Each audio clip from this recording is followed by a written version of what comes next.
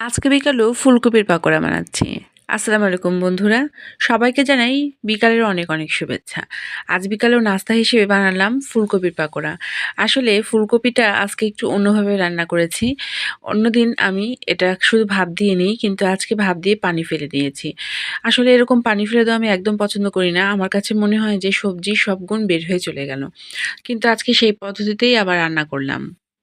চালের গুঁড়া এবং ময়দা দিয়ে একটা ব্যাটার তৈরি করে নিয়েছি, আর তাতে দিয়ে দিয়েছি পরিমাণ মতো লবণ, হলুদের গুঁড়া, মরিচের গুঁড়া, ধনিয়ার গুঁড়া এবং সামান্য কালো জিরা দিয়ে একটা ব্যাটার বানিয়ে নিচ্ছি।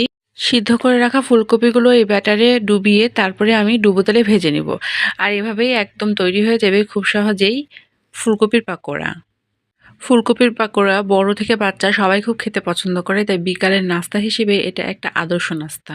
তো আপনারা কে কে এই ফুলকপির পাকোড়া খেয়েছেন আমাকে অবশ্যই কমেন্টে জানাবেন। আর আজকের আমার রেসিপিটি যদি আপনাদের ভালো লাগে তাহলে অবশ্যই শেয়ার করে দিবেন এবং অবশ্যই আমাকে কমেন্ট করে রাখবেন।